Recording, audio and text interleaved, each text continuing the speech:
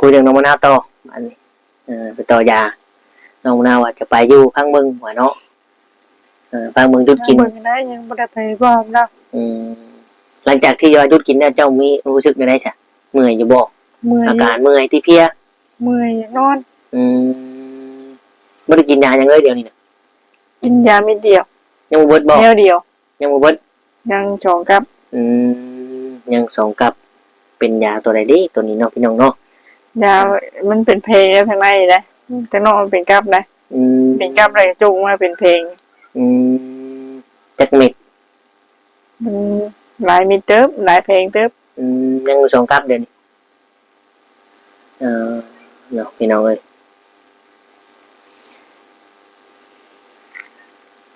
เป็นยาเม็ดเดียวกินเม็ดเดียวเจ้ากินเวลาไหนกินตอนแรกกินเวลานอนดีแล้วเนาะกินเวลานอนถ้ากินกลางวันเอาเนี่ยว่าเฮ็ดเวียกพอจะบ่มาพริกมื้อนี้น่ะพอดหวานดูคำปันสุขคนสู่ชีวิตผ่านมรสุมท้องทับลงในใจเจอเรื่องร้ายทำให้เหลือเรี่ยวแรงแต่หัวใจยังไม่แพ้ไม่เคยสิ้นแสงกับทักทายสบายดีและสวัสดีเด้อพ่อแม่พี่น้อง FC เพื่อนเบิ่งทุกคนทุกท่านว่าสิเป็นพี่น้องฝั่งไทยฝั่งลาวเนาะหรือต่างประเทศก็ยินดีต้อนรับเข้าสู่ช่อง YouTube ตู้คำปันสุขพี่น้องเอ้ยเนาะมาเจอกับพ่อตู้คำวันนี้พี่น้องเอ้ยเนาะหลายคนก็คือสิจำได้นะครับนะก็คือจะเจอว่าตู้คำอยู่ใส่นะครับเนาะตอนนี้คือตู้คำอยู่หน้าน้องมะนาวเด้อเนาะ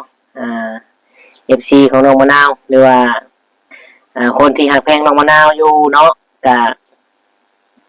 ได้ถามตู้คำตู้คำมาฮอดบ้านแล้วเป็นอย่างตู้คำคือบ่ไปหาน้องมะนาวแน่เพิ่นว่าเนาะพี่น้องเนาะตู้คำมาก็มาเวียกเนาะแล้วก็มางานเจอหลายสิ่งหลายอย่างพี่น้องเนาะช่วงมรสุมชีวิตคือตู้คำมานี่ก็ทั้งหน้าบ่าวกับเสียเนาะเสียมาแต่ไทยและตู้คำก็ยังไม่ได้ลงไปตอนตู้คำเอากับตอนเพิ่นเสียเนาะตู้คำก็ยังไม่รู้ว่าเพิ่น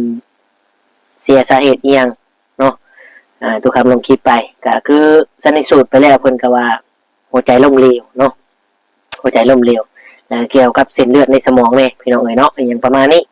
ก็ทำให้มันก็เลยเกิดทำให้หัวใจล้มเหลวก็เลยขาดหายใจขาดออกซิเจนหายใจบ่ได้ก็ทำให้เสียชีวิตพี่น้องเอ๋ยเนาะก็เป็นเรื่องน่าเศร้าอยู่พี่น้องเอ๋ยเนาะแต่ก็หลายเรื่องหลายเล่าพี่น้องเอ๋ยเนาะเดี๋ยวทุกคำก็จะมาเล่าให้ฟังอยู่ดอกพี่น้องเอ๋ยเนาะกับชีวิตทุกคำทุกคำก็พยายามทำเต็มที่เนาะพยายามทำเต็มที่กับเรื่องราวกับสิ่งที่มันเกิดเพื่อบ่อยากให้พวกพี่น้องหรือว่าลุงป้าหน้าอาเนาะหน้าบงหน้าบ่าวก็ว่าไปบ่อยากให้ผิดหวังเนาะบ่อยากให้ผิดหวังว่าอยู่บ้านหรือจังใดก็ขอความช่วยเหลือนี่บ่ได้บ่เนาะทุกคำก็คิดไปนั่นก็เลยทำเต็มที่เนาะทำเต็มที่แต่ว่าที่นี่เฮาก็เข้าใจกันเนาะเรื่องมูลนิธิหรือว่าเรื่องโปรเจกต์ตึงมันก็ศิลาซ่าอย่างประมาณนี้เนาะเฮาก็ต้องเข้าใจกันบ่ว่ากันพี่น้องเอ้ยเนาะเข้าใจกันทักแท้งกันคือเก่าจังใดก็ปล่อยไปตามกรรมเนาะเพลงกันหั่นแหละพี่น้องเอ้ยโอเคพี่น้องเป็นจังไดก็ไปเบิ่งไปชมน้องมะนาวไปนั่งไปคุยกันมื้อนี้สิลงเรื่องหยังเนาะมาเยี่ยมมายามเป็นจังไดนี่พี่น้องเอ้ยบ่ได้เจอกันเป็นเดือน2เดือนผู้ใดเนาะบ่ได้เจอกันนี่พี่น้องเอ้ยมื้อนี้ก็มาได้ 3-4 มื้อแล้วก็มาเวียกแน่มาท่านหันแน่พี่น้องเอ้ยเนาะก็มีหยังมาฝากมีแต่ข้าวต้มขนมเป็นน้ำจิตน้ำใจของทุกคำเองนั่นแหละเนาะกับบ่ดวงบ่ได้มาฝากมาตอนพอได้กินแก้ร้อนแก้หนาวเนาะอากาศมื้อแรกที่ทุกคำมานี่ก็เจอมรสุมพายุฝนตกหนาวพี่น้องเอ้ยเย็น ป้าเนาะแต่มันอากาศมื้อนี้ก็ร้อนๆแดดๆจ้าๆนี่ก็ใส่แว่นเพราะว่าสายตาเนาะใส่แว่นกันแสงกันแดดนี่ก็ดีพี่น้องเอ้ยเนาะก็ว่ากันขอโทษขออภัยนํแต่ว่าบ่ที่บ่งามบ่เหมาะสมก็ได้พี่น้องเอ้ยเนาะเอาการไปก็ฝากกดไลค์กดแชร์กดติดตามกด Subscribe ให้ทุกคำในพี่น้องเพื่อเป็นกำลังใจให้ทุกคำเฮ็ดคลิปต่อไปเนาะมื้อนี้จะได้คุยจะได้ยิ้มจะได้หัวเราะบ่กับน้องมะนาวกลับไปเบิ่งไปชมนํกันเนาะพี่น้องเนาะ สำหรับคลิปนี้สิเป็นจังไดสิม่วนหรือจังไดเนาะไป let's go โอเคพี่น้องทุกคำตัดกล้องตัดภาพเป็นกล้องกล้องหน้ากล้องหลังเนาะไปพี่น้องเอ้ยเอาขนมกันมีน้ำสุกน้ำยังแม่ไม้น้องเพิ่งกินปลาเป็นเห็ดถ่านเห็ดเต่าอะไรพี่น้องเลยเนาะเรื่องอันนี้ก็จะมาเบ็ดเบิด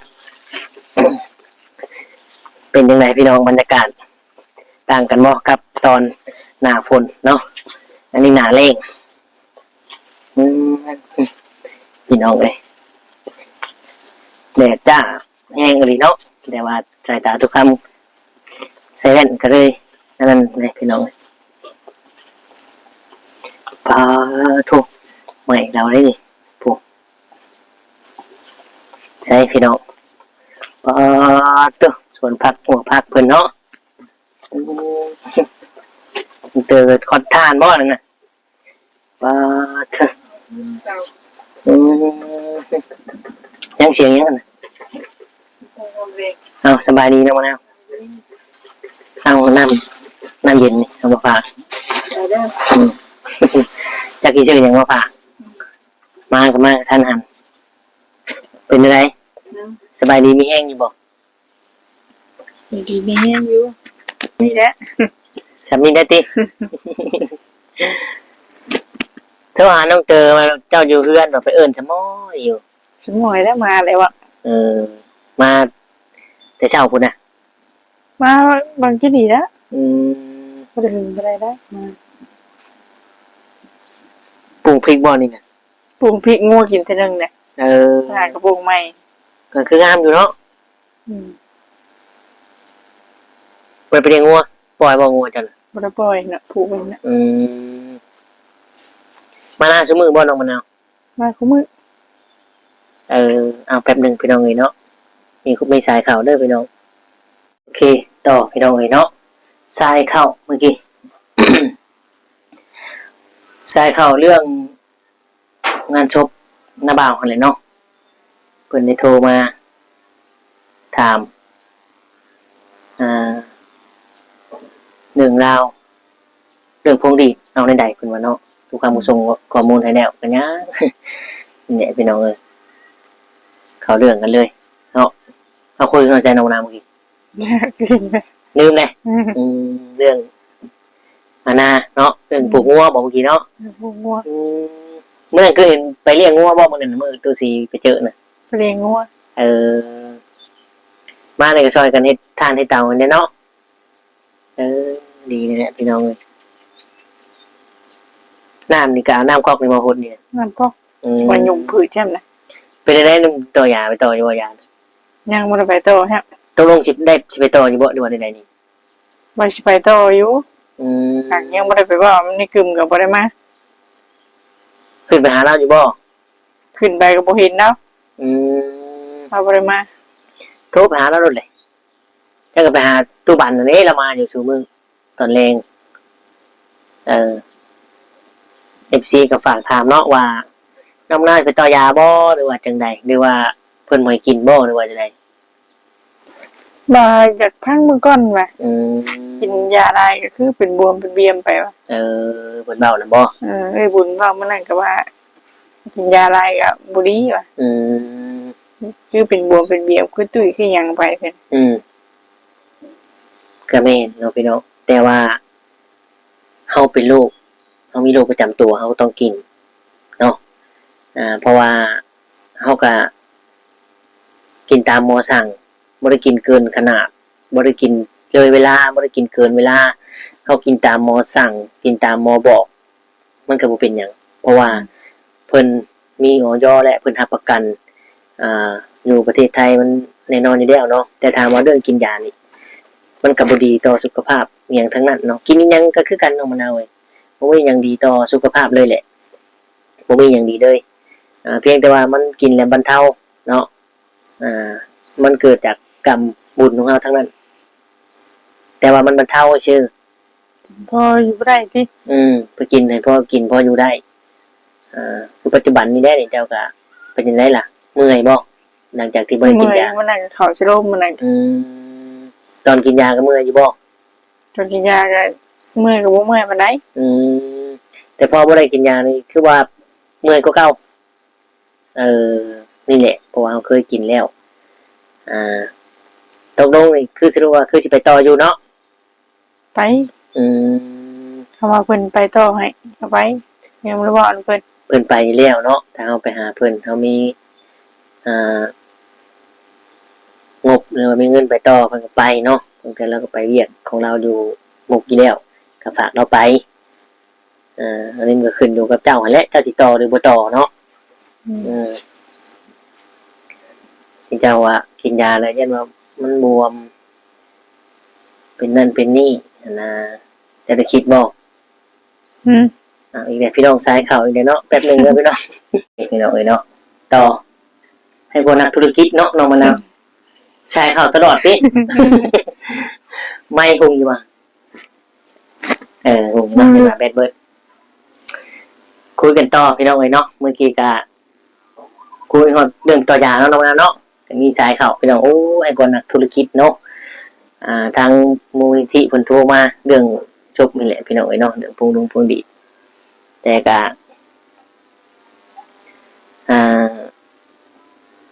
มีแนวเข้าใจกันน้อยนึงเนาะทางเรื่องจบก็ได้ก็เดี๋ยวจังว่ากันเนาะมีงานก่อนแต่หึงแล้วหลายมื้อแดนผู้ตายนะประมาณ 4-5 มื้อนี่มั้งบ่แน่ใจบ่รู้ว่าเราตายมื้อใดยังรู้จักเราอยู่บ่รู้จักบ่น้าบ่าวอ้ายแหละเราก็ได้จากโลกนี้ไปแล้วเนาะนี่แหละผู้อยู่ก็สู้ต่อไปเนาะน้องมะนาวเนาะนี่แหละพี่น้องเอ้ยสายคนโทรมาถามมาคุยเวียกมีแต่ว่าคุยเรื่องน้องมะนาวต่ออันนี้ไปต่อยาน้องมะนาวว่าจะไปอยู่ข้างเมืองหัวเนาะฟังเมืองยุดกินได้ยังบ่ได้ไปบ้านแล้วหลังจากที่ยอดยุดกินเนี่ยเจ้ามีรู้สึกได้จ้ะเมื่อยอยู่บ่อาการเมื่อยที่เพียเมื่อยนอนบ่ได้กินยายังเลยเดียวนี่น่ะกินยาเม็ดเดียวยังบ่เบิดบ่เดียวยังบ่เบิดยัง2กับยัง2กับเป็นยาตัวใดดิตัวนี้เนาะพี่น้องเนาะยามันเป็นเพลงข้างในเด้แต่นอกมันเป็นกับนะเป็นกับเลยจุงมาเป็นเพลงจักเม็ดหลายเม็ดเติบหลายเพลงเติบยัง2กับเดี๋ยวนี้เนาะพี่น้องเอ้ย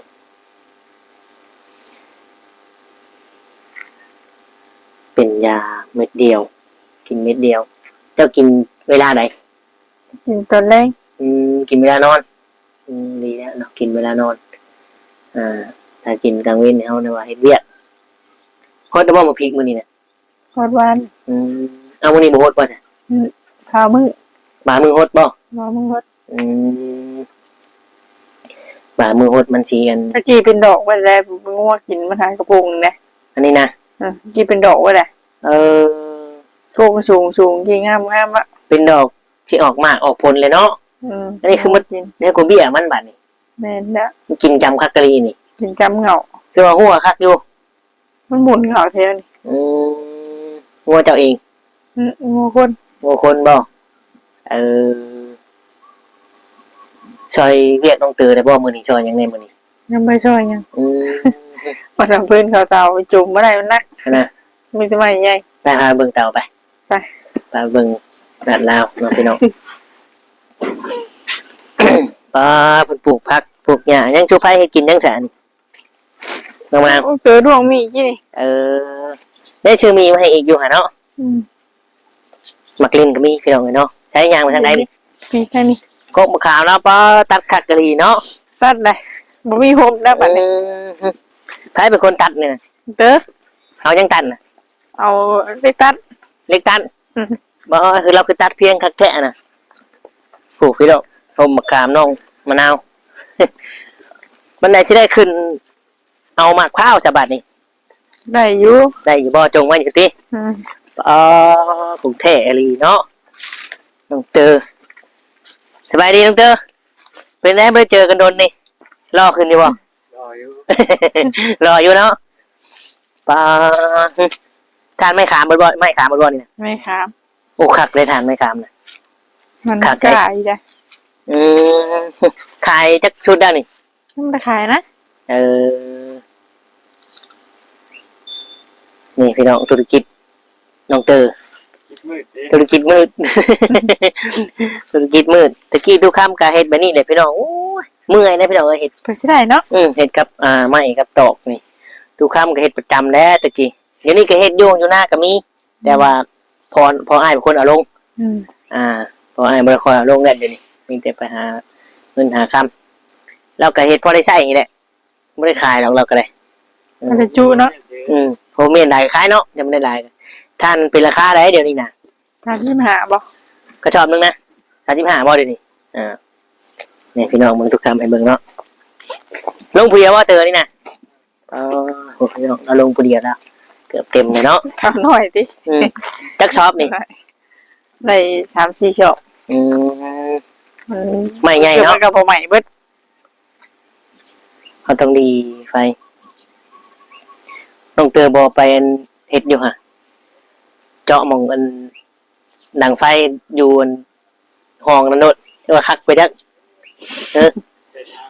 ใส่ทางพุทธิตู้ใส่ก้อนกุ้มเนาะข้อไก่เขากะมีไก่อยู่หรือวะนี่ บ่มี พี่มันยืนอยู่ผมพี่ไก่กระตายบ่เดี๋ยวที ตายบ่ได้ มีไก่ ตัวชื่อมาอยู่ เขา ช่วง บอก ยามนี่กับยามหน้าบ่คือกันเนาะ บ่คือแหละยามนี้ก็เห็นก็ได้หญ้างัวกินก็บ่มี ยามนั้นนี่โอ้ยเนาะอันนี้ว่างัวเจ้าน่ะ นี่แหละ จอยครับยามนี่เนาะตู้อยู่ตู้กูว่าให้อยู่ผู้แลบัดยามมันหน้าผู้แลเนาะถ้าเพิ่นสิกินหญ้านี่แถวนี้ดกได้พี่น้องเอ้ยมันนั่นดูดปลาเบิดได้บ่น่ะ บ่แล้ว มาบ่ทันเนาะโอ้ยแซ่บเด้ว่าปิ้งปลากินได้หลายเติบบ่มื้อน่ะ ปั่นก็ได้ผู้ปิ้งโชว์ปิ้งแหละ บ่ได้ เอาได้หันกันเนาะ มันมีปลา ตู้สีก็ลุงใหญ่เนาะมาดูดมื้อน่ะนี่แหละพี่น้องเอ้ยเนาะ FC กับขี้เฮาน้องมะนาวว่าทุกคำมาบ้านไปเล่นน้ำน้องมะนาวได้เด้อว่าทุกคำมาก็มีแต่เวียกแต่งานเนาะมื้อนี้ก็บางวันหนึงก็มีโอกาสมาไปคุยกันอยู่เถียงผู้ใดฮ้อนแดดให้น้องเจออยู่ผู้เดียวตากแดดเดียวนี่แหละมื้อนี้เนาะ เต็มเลยนะว่ามื้อนี้ได้จูดอยู่บ่มื้อนี้น่ะเฮาเข้าสิเต็มเลยเนาะป้าดพี่น้องเอ้ยเนาะบรรยากาศยามนี้ก็แห้งแล้งนั่นนึงทุกคำก็ มาช่วงนี่ก็ฮอดเนาะพี่น้องเนาะฮอดเลยพี่น้องเอ้ยเนาะนอนหน้าบ่เมื่อคืนนี่ บ่นอนเรือน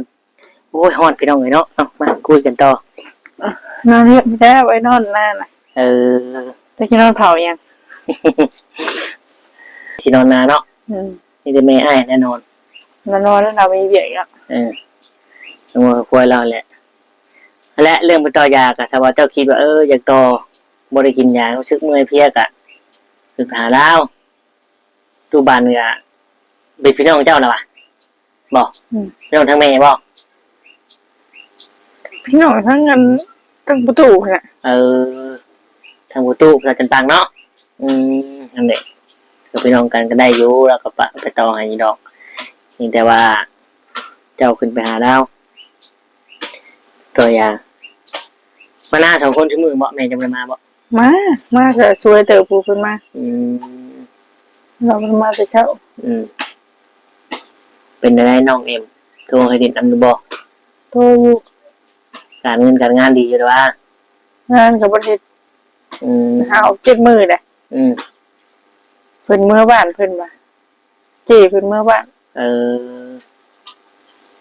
เป็นเมื่อบ้านที่ข้าวเช้าได้เจ้าน่ะ ยัง คือนี่ฮะต้มมี ก็มีได้กิน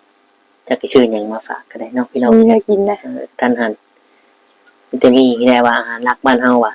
ต้มมาม่าต้มมียามแรกหน้าแรกนี่ยากหาอยู่หากินนะ ยังนะบ่มีได้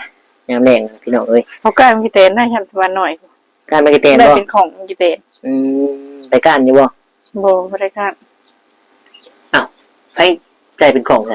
ถูกทางวันหน่อยเขากัน เอออืมเจ้าคือฮู้ มันไปบุญวันหน่อยมื้อนั้น มือไหนเจ้าว่าเจ้าไปจักไก่เฮือนได้มือนั้นน่ะ เออ คือบ่แวะนี่ บริเวณและคนหลาย เห็นอยู่บ่ บ่เห็นเจ้านะเห็นแต่เขายิน เออคนลาย บ่กล้าแวะ เฮาว่าเจ้าบ่ได้มาเลยว่าเขานั่งดินไปดินน้ำไผว่ะ เออ เห็นเจ้ามาติ หากคอยบ่เห็นเจ้าเลย ไปเห็นนะ ตุชีแล้วว่าเห็นแม่น้องมะนาวไก่มาเมื่อกี้แล้วแต่บ่เห็นเจ้า เจ้าก็ไปนำกันดอก บ่ได้ไปแต่เลงพนาพวกบัวไปชงมันพวกบัวไปชงว่าหน่อย ช่วงแรงอันนี้ ตัวเลงนะ ใส่หมวกขาวได้ เออ เจ้าไปจัก บ่แม่ แม่นแล้วจ้ะตุชีเห็นเห็นแต่แม่น้องมะนาวบ่เป็นน้องมะนาว แต่ตอนน้องมะนาวต้องแวะนะบ่ะเขาเจ้านั่งดินกันจำมาดินน้ำมาแน่บ้านเด่นน้ำตุกคำนี่แหละคิดฮอดคิดถึง ไปหลายปีอยู่ซั่นฮอดบ่ปี ชอดแล้วเนาะ เกือบแล้วเนาะ เกือบฮอดแล้ว มันนี่ก็สิลงนาอีกแล้วเนาะปีนี้นี่ในหลายปีนี่เรื่องไงเรื่องนา ยังบ่จักนะ ทางอ้ายนี่จักแล้วอ้ายน่ะบ่ได้มาเฮ็ดปีนี้หาเงินติ หาเงินให้น้องเฮ็ดกับแม่กับพ่อกับผัวเพิ่นลองเบิ่งสิเก่งจำทุกคือทุกคำอยู่บ่ เนาะ พี่น้องเอ้ยปีนี้ก็น้องมะนาวยังบ่จักเลยยังบ่ฮู้เลยว่าเพราะว่าผู้บ่าวสิมาเฮ็ดให้ซอยหน้าก็เดือน4เดือน5พุ่นเนาะยังบ่ฮอดเนาะ ก็เดินหามา แล้วว่าเดือน5บ่ เดินทกบ่ได้มานะ เดือน6นี่สิมาเลยเนาะ เดินทกมา ลงนาพอดีเลย กี่ไปสิมาเดินหาบ่เดินหาก็สิ แล้วบอกนะ บ่เดินหาจังว่า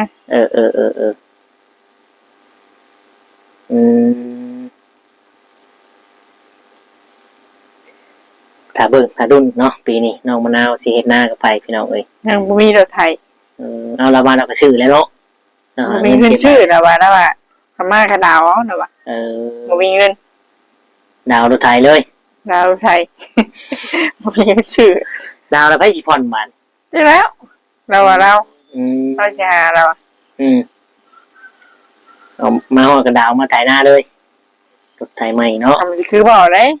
ตัวอายุจัก ก็พังไปเนาะถ้าเบิ่ง ไปนะ ถ้าเบิ่งตัวจริงเนาะน้องมะนาวถ้าเบิ่งตัวจริงว่า จะเป็นคือเว้าบ่เนาะเรียกว่าเว้าสิซื้อบ่เว้าให้กำลังใจกันสิซื้อบ่ว่าให้มีความหวังบ่เนาะหรือว่าจังไดก็เอาแล้วแต่การเวลาแล้วก็เวลาเหมาะสม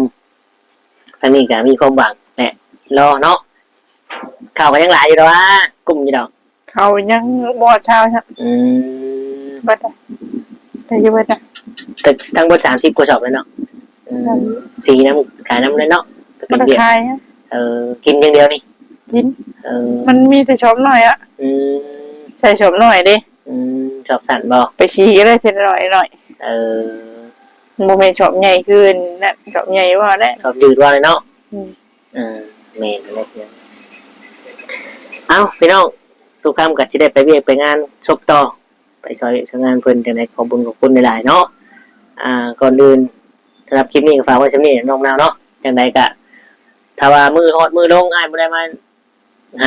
มันเยี่ยมก็สิได้โทรมาบอกว่าไปไทยเด้อแหละเพราะว่าเธอมีเรียกหลายเรียกด่วนเด้เอาจังได๋ก็โอเคขอบคุณหลายๆเนาะไปเมื่อก่อนไปเวียกก่อนเอาสบายดีดีมีแฮงมากมายโลกมีได้กินเด้อ